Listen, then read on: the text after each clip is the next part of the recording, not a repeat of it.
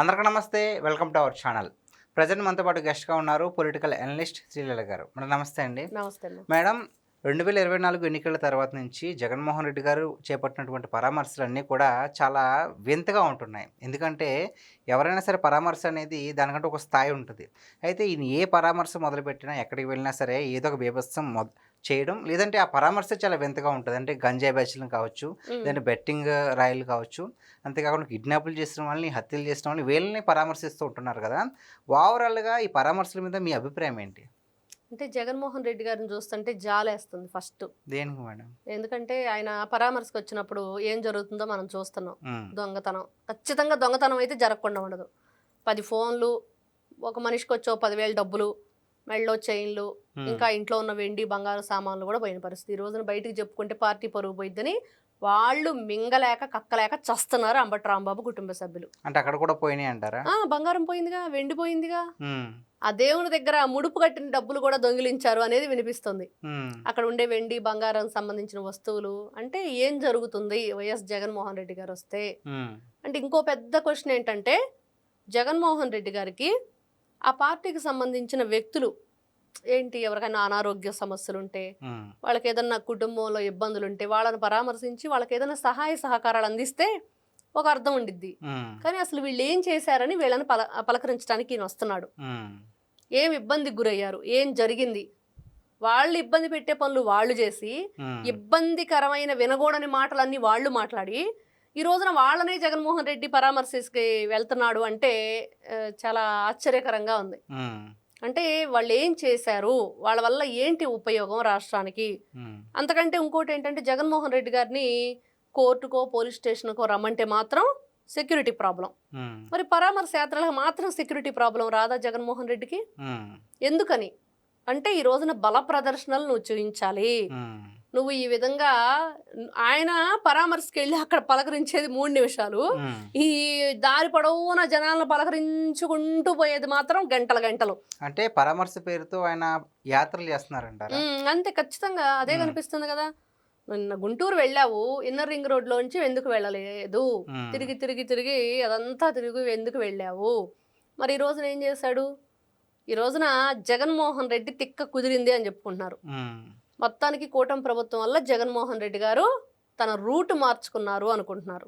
ఎందుకంటే చచ్చినట్లు పోలీసులు చెప్పినట్లుగా ఎటువైపు నుంచి మీరు వెళ్ళాలి, ఏ విధంగా బైపాస్లోంచి వెళ్ళండి ఈ రోజున ఇబ్రహీంపట్నం అని చెప్తే అదే పని చేశాడు. ఎందుకు? Charge sheet, additional charge sheet దాఖలు కాబోతుంది. నిన్న వైవి సుబ్బారెడ్డి స్వయంగా ప్రెస్ మీట్ పెట్టి చెప్పిన విషయాలు. అంటే ఏదైనా సరే మీకు ఏదైనా సరే ఆ వాత గట్టిగా పెడితే గానీ రోగం గుణం కుదిరిద్ది అనమాట వీళ్ళకి. దానికి తగ్గట్టుగా ట్రీట్మెంట్ అనేది జరగాలి. అది జరగక ఈ రోజున కూటమి ప్రభుత్వం తప్పు చేసింది. అంటే ఏదైనా ఆ మొదట్లోనే తుంచివేయాలి అని ఈ రోజున మానయ్యేదాకా చూసి చూసి చూసి ఈ రోజున మొదట్లోనే తుంచేస్తుంది. కక్షపూరిత రాజకీయం అంటారని చెప్పేసి ఆగిపోయారేమో అండి. అంటే కక్షపూరిత రాజకీయం ఎలా అవుతుంది? ఇప్పుడు నువ్వు ఏం చేయాలి, ఈ విధమైన పనులు చేస్తే కక్షపూరిత రాజకీయాలు అంటున్నారు. ఇప్పుడు వెంటనే వాళ్ళ మీద లీగల్గా ప్రొసీడ్ అవ్వాలి. ఏ పోలీస్ యాక్షన్ ఏది తీసుకుంటారో రోజున, ఏ సెక్షన్ నమోదు చేస్తారు, సుమోటోగా ఏ విధంగా పరిగణలోకి తీసుకుంటారు, ఇలాంటివన్నీ బోలెడు ఉన్నాయి. లీగల్ గానే ప్రొసీడ్ అవ్వాలి. అలా వదిలేసి ఈ రోజున వాళ్ళు ఇష్టానుసారంగా ఈ ఫ్లెక్సీలు చింపటం కానివ్వండి, అవి తగలబెట్టడం కానివ్వండి, ఏదైతే ఈ లడ్డు కల్తీ జరగలేదు నెయ్యి అనేదంటే అరిచి ఘీ పెట్టినా ఘీ లేదు. అది నిజం కదా మేడం. ఇప్పుడు ఎవరైనా సరే, ప్రతిపక్షంలో ఉన్నవారైనా విపక్షంలో ఉన్నవారైనా సరే, ఎన్నికల సమయానికి ప్రజలు ఒక గ్రిప్ రావాలని కోరుకుంటారు. కేవలం దానికోసమే కాకుండా మనం ఏంటో నిరూపించుకోవడానికి ప్రజలకి సేవ చేస్తూ ఉంటారు. ఫర్ ఎగ్జాంపుల్ చూసుకుంటే జనసేన పార్టీ నుంచి పవన్ కళ్యాణ్ గారు కావచ్చు, లేదంటే టీడీపీ పార్టీ నుంచి నారా లోకేష్ గారు కావచ్చు. మరి ఎన్నికల సమయం ముందు ఎంతలా కష్టపడ్డారు అనేది మనం కళ్ళారా చూస్తాం. ఆయనేమో పాదయాత్ర చేసుకుంటూ వచ్చారు, ఈయనేమో వారాహి యాత్ర, అలాగే మరి రైతులకు కూడా ఎంతో కొంత వ్యక్తిగతంగా సహాయం చేస్తూ వచ్చారు. అలాంటి పనులు చేయకుండా మరి ఇప్పుడు ఇలాంటి వాళ్ళ పరామర్శలు చేస్తూ ఉంటే జగన్మోహన్ రెడ్డి గారు కలిసి వస్తుంది అంటారా? ఎవరో డబ్బులు తీసుకొచ్చేవమంటారు మీరు జగన్మోహన్ రెడ్డి గారిని?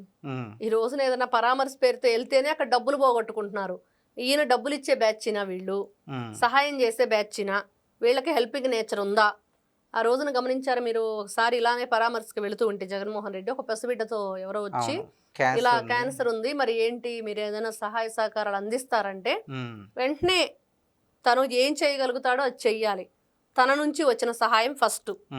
నెక్స్ట్ ఏంటి, ప్రభుత్వానికి లేఖ రాయటం, వాళ్ళ నుంచి ఏ విధంగా స్పందన వస్తుందో చూసి నువ్వు నెక్స్ట్ స్టెప్ ఏం తీసుకుంటావో తీసుకోవాలి.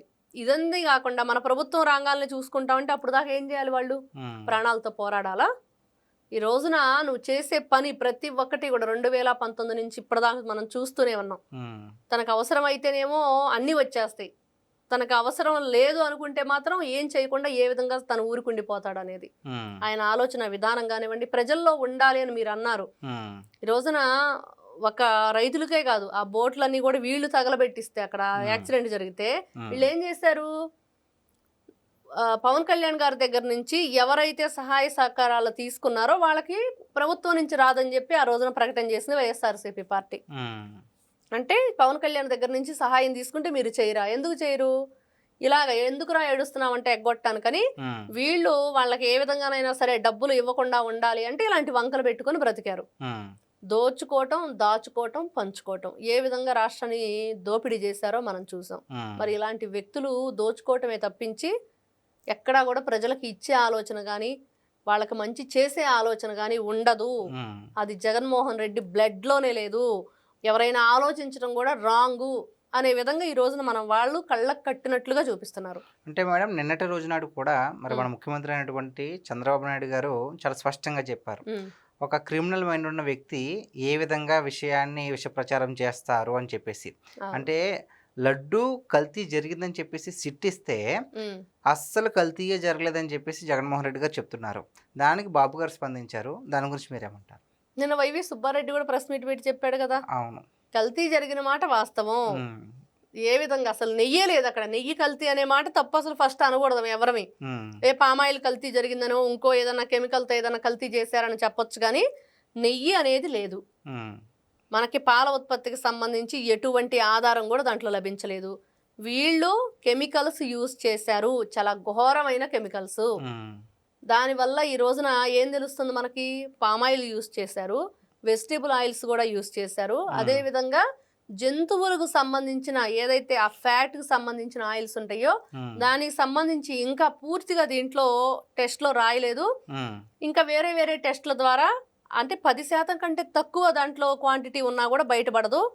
కాబట్టి దాని గురించి ఏదైతే ఈ కెమికల్స్ కలపవలసిన అవసరం ఎందుకు వచ్చింది అన్న దాని దగ్గర మరి ఏదైతే ఆ జంతువుల కొవ్వు దీంట్లో కలిసినప్పుడు ఆ రక్త కణాలు కూడా దాంట్లో వస్తే ఆ స్మెల్ అనేది విపరీతమైన బ్యాడ్ స్మెల్ వస్తుంది. అది రాకుండా ఈ లప్సా లాంటివి ఈ రసాయనాలు దాన్ని రాకుండా చేస్తాయి, దానికోసమే కలిపి ఉంటారు అనేది ఇక్కడ నిర్ధారణకు వస్తున్నారు. మేడం, ఇక్కడ సిట్ ఇచ్చిన రిపోర్ట్ ప్రకారం చూస్తే జంతువుల కొవ్వు లేదు అని పూర్తిగా చెప్పట్లేదు. 10% కంటే తక్కువ ఉంటే గుర్తించలేము అని చెప్పారు, కానీ మొత్తానికి లేదు అయితే చెప్పలేదు. సో అయినా సరే వీళ్ళు జంతువుల కొవ్వు లేదు, మొత్తానికి కల్తీ జరగట్లేదు అని చెప్పేసి జగన్మోహన్ రెడ్డి గారు ప్రెస్ మీట్ పెట్టడం జరిగింది. మరి ఇటువైపు చూసుకుంటే మరి వైవి సుబ్బారెడ్డి గారు కల్తీ జరిగింది కానీ జంతువుల కొవ్వు లేదని చెప్తున్నారు. మరి ఇద్దరు ఒకటే పార్టీ, అసలు ఎవరి మాట నమ్మాలంటారు? ఎవరి మాట నమ్మకూడదు. ఈ రోజున అసలు ఏం జరుగుతుందంటే ఇంకా పూర్తి విచారణ జరగాలి. ఆ విచారణ తర్వాత అడిషనల్ ఛార్జ్ షీట్ దాఖలు చేసిన తర్వాత ఈ రోజున పేరుని నాని ప్రెస్ మీట్ పెట్టి ఇదే వాగుతున్నాడు. ఏంటో అక్కాయలు, బావలు, చెక్క భాష, కుక్క భాష అన్ని మాట్లాడుతున్నాడు. ఇప్పుడు నారా చంద్రబాబు నాయుడు గారి దగ్గర ఎవరున్నారు ప్రెస్ మీట్లు అనే దాని దగ్గర వచ్చిన తిప్పలన్నమాట ఆయనకి.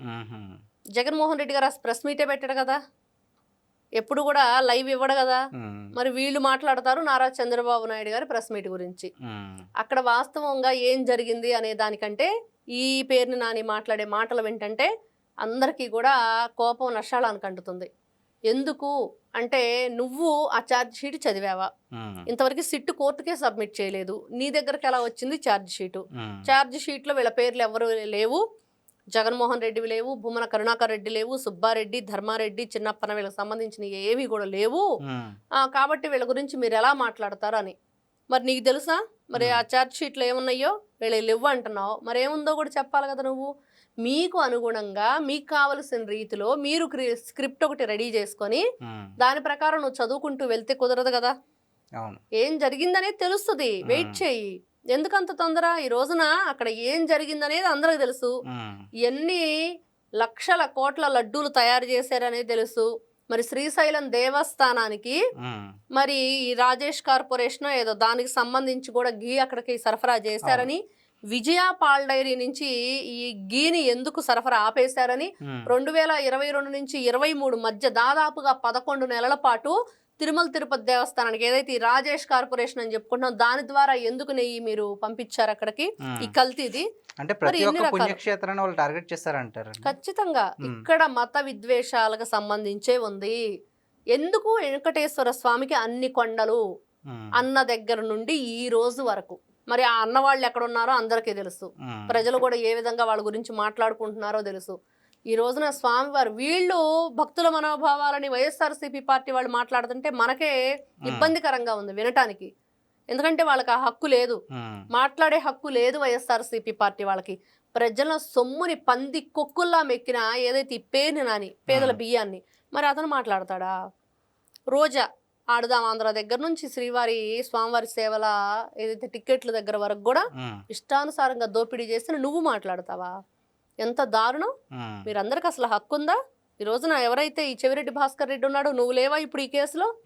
జగన్మోహన్ రెడ్డి సీఎంగా ఉన్నప్పుడు ఆయనకు తెలియకుండా జరిగిందా ఇదంతా? వీళ్ళందరూ కూడా దోపిడీదారులు, దారి దోపిడీ దొంగల కన్నా కూడా ఇంకా భయంకరమైన వ్యక్తులు. వీళ్ళు ఈ రోజున మాట్లాడుతుంటే చాలా చాలా దెయ్యాలు వేదాలు వల్లించినట్లుగా వీళ్ళ నోటి వెంట ఈ వ్యాఖ్యలు రావటం అనేది ఎవ్వరం కూడా వినలేకపోతున్నాము.